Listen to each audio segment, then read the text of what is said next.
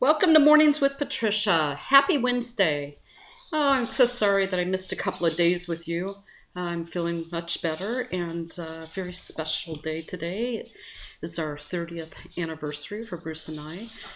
And so I'm taping this on a Tuesday night. Uh, I want to talk to you today about seeing people, seeing souls. And maybe during your day, this will help you, maybe make you happy, ease your heart, whatever it is that you need to feel. So I'm going to read from The Afterlife of Billy Fingers by Annie Kagan. It's a wonderful book.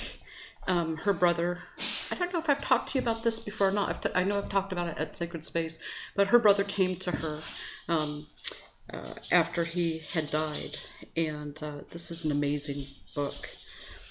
It's subtitled How My Bad Boy Brother Proved to Me There's Life After Death. It's just absolutely wonderful. So here's what Billy has to say to Annie. He says, if you have things you have to do, seeing people's souls could be a big impediment. If people could see each other's souls, the whole world might shut down. Think about it. You go into a store to buy something and get hung up for hours marveling at the cashier's soul. If you saw the soul of your so-called enemy, you'd probably fall in love with them. And then what? And if you beheld the soul of someone you already truly loved, like I did with Ingrid, the intensity of that experience might incapacitate you for the rest of your life. You can understand why seeing souls could be a big problem on Earth. It would become one big love-in.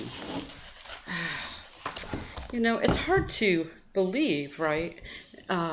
Think about somebody, go ahead, think about somebody that you really don't care for, and imagine falling in love with their soul. So, the thing is, we all come here and we're playing a part, aren't we? We're coming here, and I'm Patriciaing. I always say that.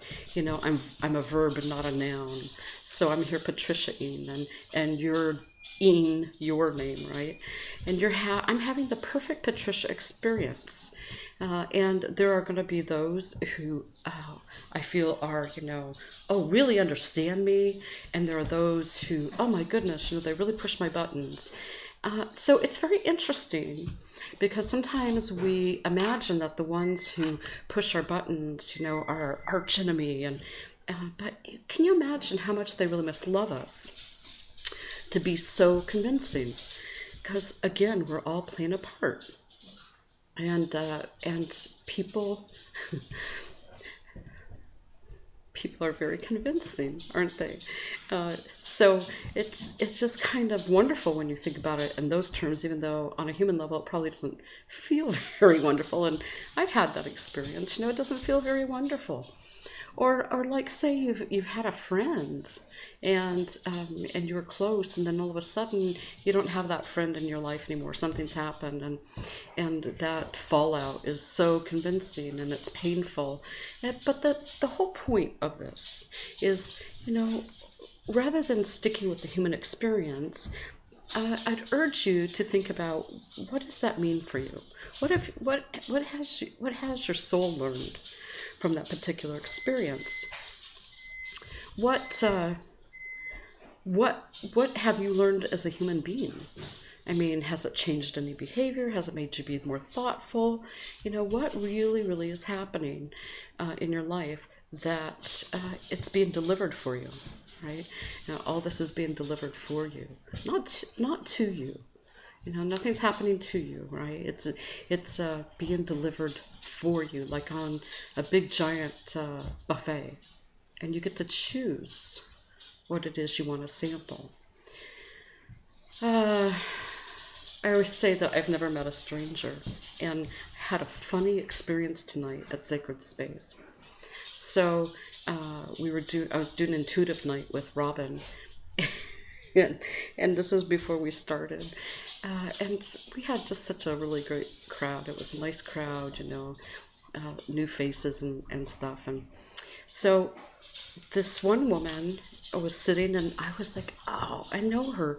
I can't remember her name. And sometimes, if you know me, I'll remember a face, but sometimes I don't remember the name. So I'm like, oh, wow.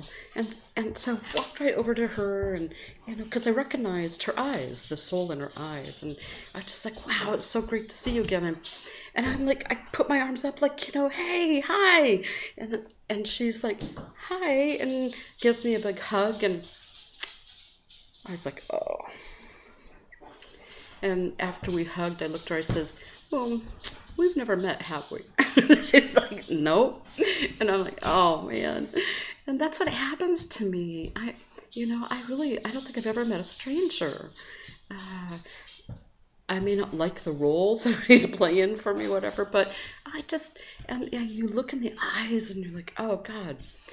It's a funny thing. Sometimes I'll be walking in the store or whatever, and somebody look over, and we have that moment. Have you had this where you look at each other and you know who you are? You know that you're a soul having a human experience, and just for that flicker of a moment, you catch each other's glance, and your eyes kind of twinkle, and you realize, okay, we're having a heaven moment on earth. It's it's an amazing thing to experience this. I think it makes the day probably more full and meaningful if you think about what this can mean to you on a daily basis. Because, I think there's something in the painful experience and the joyous experience that's teaching us. And if we can just think about that, if we can, have that experience and then move back as the observer and say, okay, if my premise is this, if my premise is that we are all souls, and on the other side, again, whatever that means, we've chosen to incarnate. And on the other side, we've made agreements. We've made some contracts, if you will, what we're going to do for each other, what roles we're going to play for each other.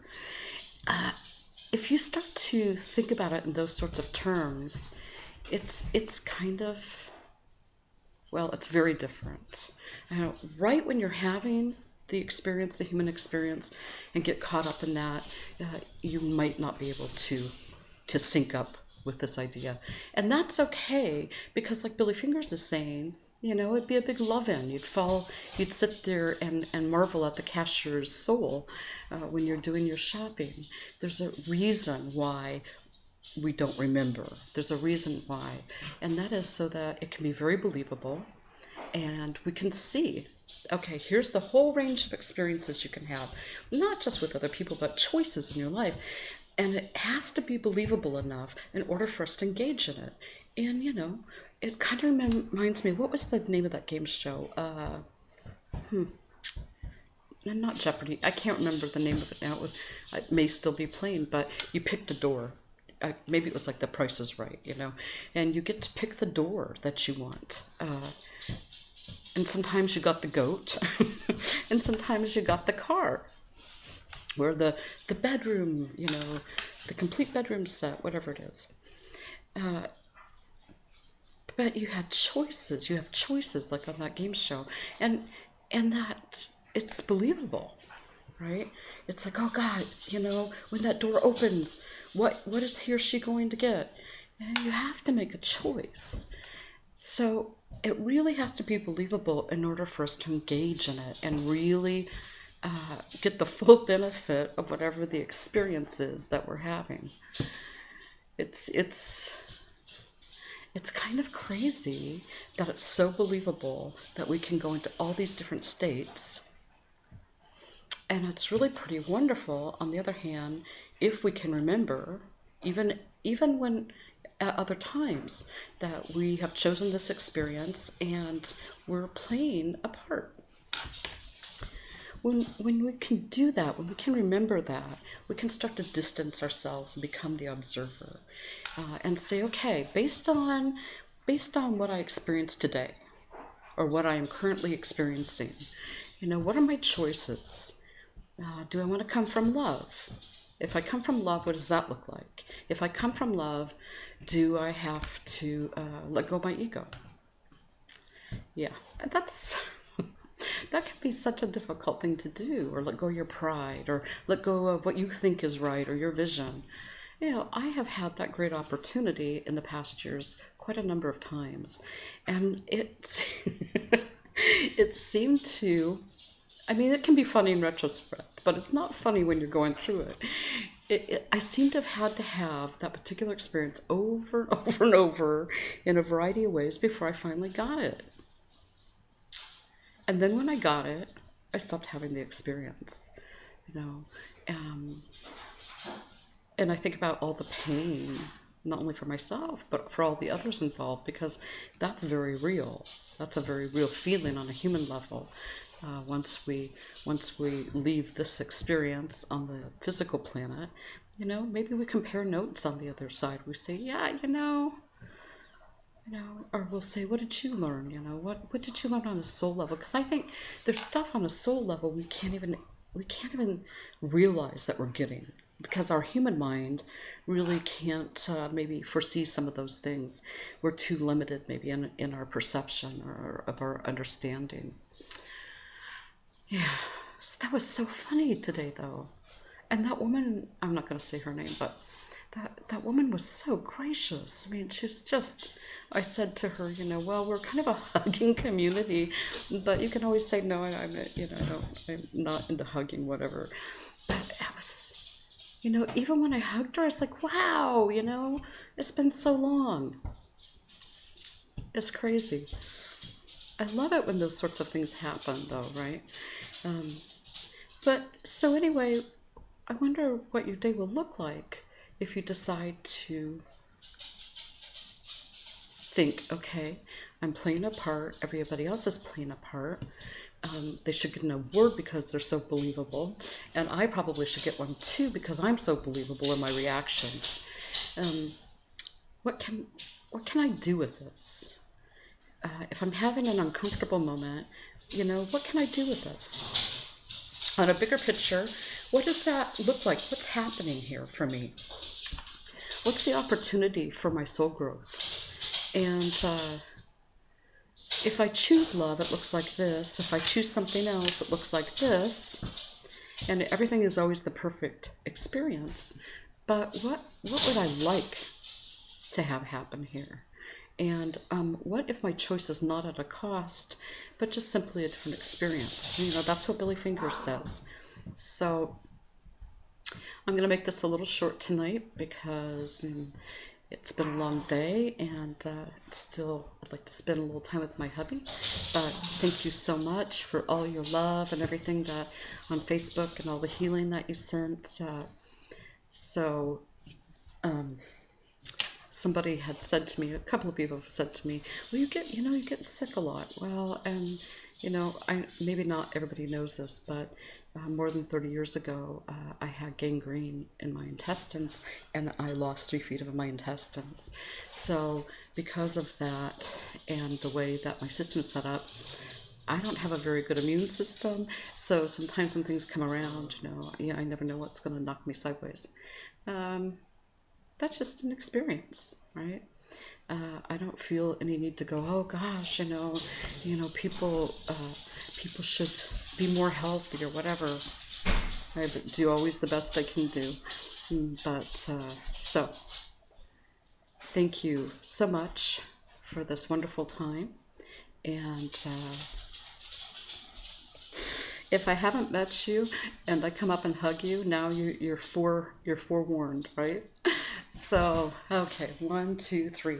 Oh my God, I love myself and I love you. Thank you so much and have a beautiful day. See you tomorrow.